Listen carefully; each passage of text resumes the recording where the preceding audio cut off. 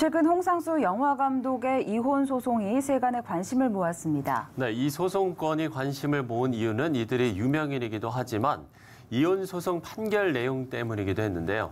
오늘 하나님의 법, 세상의 법에서 이 내용 짚어보도록 하겠습니다. 이재만 변호사 나오셨습니다. 변호사님 안녕하십니까? 네, 안녕하세요. 네, 안녕하세요. 자, 2년 7개월 만에 홍상수 감독의 이혼 소송이 결론이 났습니다. 이 내용을 먼저 좀 짚어볼까요?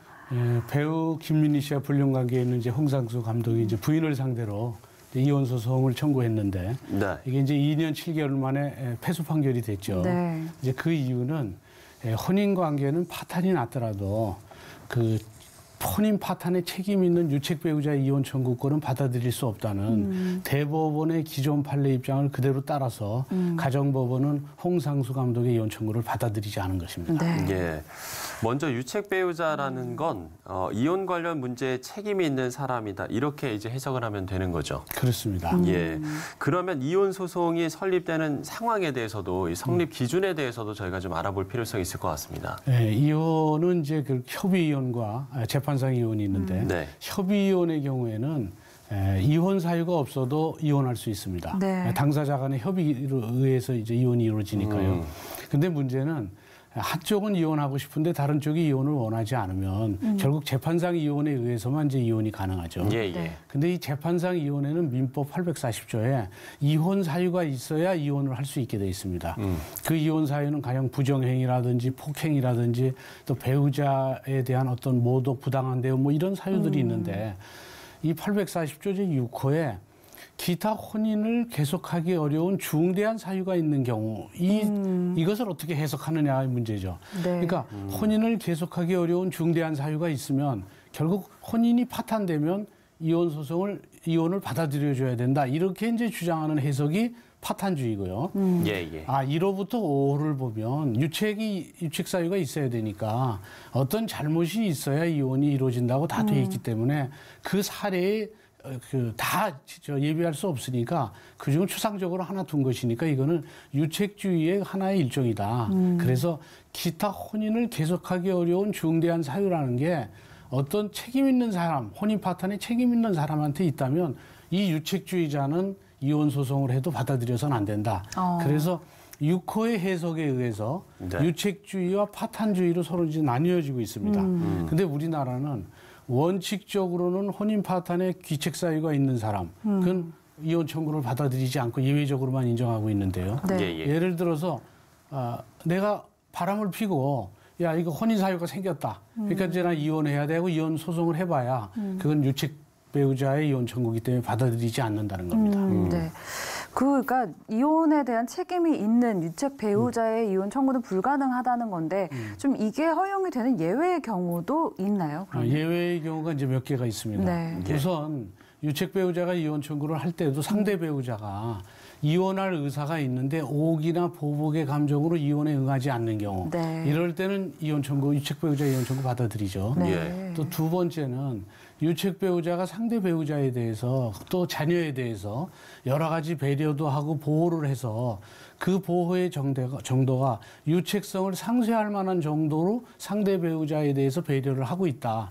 그러면 또 이 유책 배우자 이혼 청구를 받아들이고요. 또 세 번째는 유책 배우자라고 하더라도 그 혼인 기간이 파탄 기간이 너무나 길어서 그 유책성도 많이 약화됐고 상대 배우자의 고통도 많이 약화돼서 쌍방의 책임의 경중을 이렇게 좀 달아보기에 너무 오랜 시간이 지나서 책임의 경중을 파악하기 어렵다. 둘 다 책임의 경중이 비슷하다. 이렇게 보면 이때는 유책 배우자 이혼 청구권을 받아들입니다. 그렇군요. 네, 이렇게 예외적으로 이혼 청구가 허용되는 경우도 저희가 좀 짚어봤는데 그러면 이 유책주의가 채택된 건 언제부터였습니까? 이제 유책주의는 이제 처음부터 유책주의가 해석상 채택됐는데요. 이게 이제 유책주의가 된 이유는 뭐냐면 사실은 그 축출이혼 때문에 그렇습니다. 예전에는 여성 특히 그 아내들이 사회적인 어떤 직업을 갖지 못하고 경제적 자립 활동을 하지 못했기 때문에 남편이 바람피고 이혼하겠다 그러면 이혼이 되면 결국 사회에서 경제적 자립이 어려워서 굉장히 어려움을 겪게 되죠. 그래서 축출이혼이라서 이혼의 규칙 사유가 없는 경우에는 이혼을 받아들이지 않아서 가정을 계속 유지할 수 있도록 그래서 축출이혼을 방지하기 위해서 네. 유책주의가 이제 계속 해석상 인정된 것이죠. 네. 그런데 이것이 민법에 재산분할 청구권이라는 게 도입이 됐습니다. 네. 그러면 결국은 결혼을 했다가 혼인 중 형성된 재산을 기여도에 따라서 이혼을 하면 뭐 유책주의나 무슨 혼인 파탄의 과실에 관계없이 받을 수가 있어요. 그러면 한 30년을 같이 살면 혼인 중 형성된 재산의 반 정도를 재산분할로 받을 수 있습니다. 네. 그러니까 축출이혼이 안 되는 거죠. 이혼이 되더라도 경제적 자립이 가능해지니까. 그래서 지금은 재산분할 청구권이 민법에 도입됐기 때문에 이젠 축출이혼이라고 볼 수 없다. 그러니까 파탄주의에 의해서 도저히 재결합 가능성이 없는 경우라면 이혼을 인정해 주자 하는 파탄주의가 힘을 얻었습니다.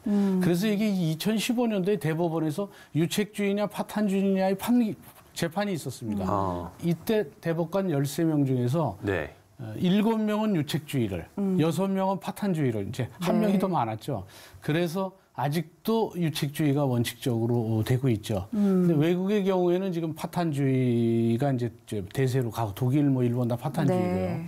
그리고 이제 우리나라도 이제 파탄주의로 가려면 재산분할권은 도입됐지만 조금 더 위자료 액수가 뭐 한 몇 천만 원밖에 안 되는데 이거를 위자료 액수를 한 1억 정도로 높이고 그리고 이제 부양료라고 그래서 일단 이혼을 하면 상대방이 재혼할 때까지는 생활비를 얼마를 계속 주는 자기 월급 범위 내에서 일정 부분을 이렇게 되면 이제 파탄주의가 훨씬 더 힘을 얻게 될 걸로 봅니다. 네, 그렇군요.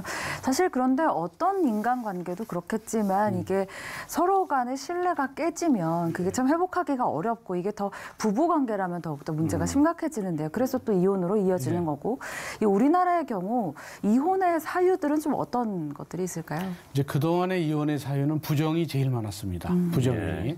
그다음에 많았던 게 이제 폭행. 그러니까 인간을 인간적 대우를 하지 않고 폭행을 한다면 네. 그 폭행 맞으면서 살 수는 없는 것이죠. 그런데 지금은 이제 부정행위나 폭행은 많이 줄어들고 가장 많은 한 45% 정도가 성격 차이입니다. 특히 이제 유명인 연예인들의 경우에는 그 내막적으로 어떤 사유가 있더라도 이미지라든지 외부에 드러나는 것이 싫으니까 그냥 얘기하는 게 성격 차이입니다. 네. 그래서 성격 차이에 의한 그런 이제 이혼 사유가 이제 가장 이제 많아졌죠. 네. 근데 이제 상담을 하다 보면 이제 통계상은 성격 차이지만 그리고 이혼 소장을 쓸 때도 그냥 성격 차이로만 써달라고 얘기해서 성격 차이로 쓰지만 실제적으로는 뭐 폭행이라든지 부당행위가 상당히 많습니다. 네. 그러니까 상대 배우자의 뭐 부모로부터 부당행위를 당했다든지 모욕적인 행위를 당했다든지 뭐 이런 것들이 그 이혼 사유의 이제 상당 부분을 차지하고 있죠. 네. 네. 그런가 하면 최근에 통계에서 좀 눈에 띄는 게 황혼 이혼이 좀 늘어나고 있는 추세더라고요. 네. 그 이제 그 이혼이라는 것은 이제 통계를 낼 때 네. 신혼 4년 차 이거 신혼 이혼이라고 그럽니다. 4년까지는. 그다음에 결혼이 20년이 넘은 이후를 황혼 이혼이라고 그러죠. 네. 근데 이제 보통 비행기도 뭐 이륙할 때하고 착륙할 때가 제일 위험하다고 하지 않습니까? 그렇죠. 근데 인생 행로도 똑같은 그런 경로를 밟아요. 네. 이륙할 때는 서로가 다른 환경에서 태어났고 또 남성과 여성이라는 성벽 차이가 있으니까 네. 서로 맞춰가면서 사는데 이게 굉장히 어렵죠. 그렇죠. 네. 그러니까 이때 이걸 과거에는 다 맞춰서 어떻게든지 부모들도 도우고 해서 살았는데 지금은 부모들도 잘 돕지도 않고 자기 딸이 남편한테 무시를 당하면 내 딸을 어떻게 키웠는데 그리고 이혼을 하게 하고 또 이혼이 옛날처럼 좋은 글씨가 아니기 때문에 그래서 이 4년 차 때 서로 맞추지 못해서 이혼이 상당히 많습니다. 이제 이걸 잘 견디면 잘 살다가 이제 남편이 결국 은퇴를 하게 되면 결국 돈 잘 벌고 할 때는 이제 어느 정도 결국 모든 문제를 해결하면서 했는데 소득도 없으면서 오히려 남편 시집살이를 해야 되는 시기가 오면 그거를 또 견디지 못하면 어느 날 또 황혼 이혼 소장이 오죠. 네. 그래서 문제는 현재는 신혼 이혼보다 황혼이혼 소장이 소가 더 많습니다. 네. 그래서 신혼이혼의 비율보다 황혼이혼의 비율이 더 늘어났죠. 그래서 이 황혼이혼의 경우에는 이제 사실은 이제 경제적인 문제도 있고 또 건강도 안 좋아질 수도 있고 뭐 간병할 수도 있고 그래서 여러 가지 복합적 요인에 의해서 황혼이혼이 지금은 좀 늘어나는 추세입니다. 네, 그렇군요. 그리고 또 문제가 되는 것이 이렇게 이혼이 계속해서 증가하다 보면 아무래도 가정 해체라는 또 사회적인 문제까지 또 이어지게 되잖아요. 네, 그렇죠. 이 부분에 대한 우려도 많은 것 같은데요. 이제 가정 해체가 가장 큰 문제죠. 예. 네, 그리고 이제 가정이라는 것은 사실은 이제 가장 그 안식처고 또 어려울 때 힘들 때 거기 들어와서 이제 재충전할 수도 있고 또 뭐 영혼의 발전소라고도 해서 거기서 모든 힘을 얻지 않습니까? 그리고 아이들의 경우에도 그게 하나의 둥지인데 이 아이들의 정서적인 문제도 생길 수도 있고 그래서 결국 그 둥지가 깨지면 결국은 이제 비를 그대로 맞게 되는 그리고 이제 한부모 가정일 경우에 아이들의 정서적 문제들도 있고 그래서 가정 해체가 갖고 오는 일은 이것뿐만이 아니고 가정이 해체되면 결국은 저출산 문제에 영향을 미칠 수밖에 그렇죠. 없으니까 네. 이게 국가 발전에도 상당히 영향을 미치고 그래서 가정 해체의 이 문제는 상당히 빨리 해결해야 될 중대한 그 시급한 문제라고 보는 네. 것이죠. 예. 참 우리가 이제 돕는 배필로 만나게 된 부부인데 이렇게 우리가 좀 크리스천으로서 이 부분에 대해서 좀 바라보는 관점을 달리할 필요성도 있을 것 같거든요. 예. 우리가 크리스천으로서 좀 이 문제에 대해서 어떻게 바라봐야 할까요?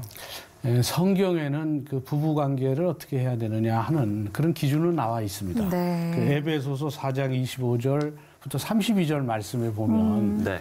그 중에 뭐 이런 한 절만 먼저 보면 네. 그런즉 거짓을 버리고 각각 그 이웃으로 더불어 참된 것을 말하라.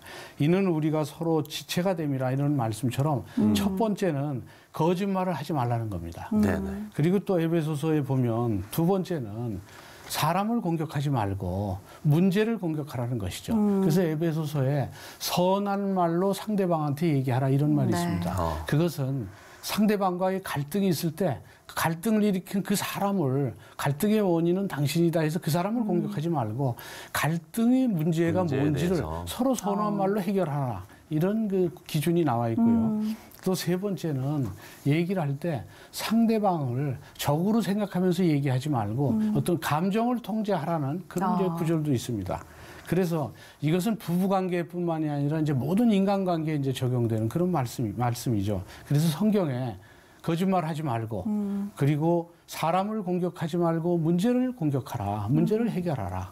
그리고 세 번째는 감정을 통제하라. 이런 이제 성구처럼 우리가 이 말씀을 잊지 않고 노력해 간다면 네네. 인간관계의 문제나 또 부부관계의 신뢰도 네. 잃지 않는 그런 길로 나아가게 될 것으로 봅니다. 네, 그렇습니다.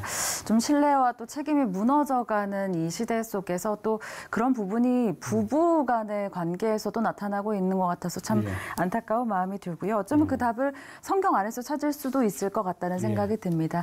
성경적 가치관을 좀 토대로 좀 아름다운 가정들을 지켜나갈 수 있기를 저희도 함께 기도하도록 하겠습니다. 하나님의 법, 세상의 법, 이재만 변호사와 이야기 나눠봤습니다. 오늘 말씀 고맙습니다. 감사합니다. 감사합니다.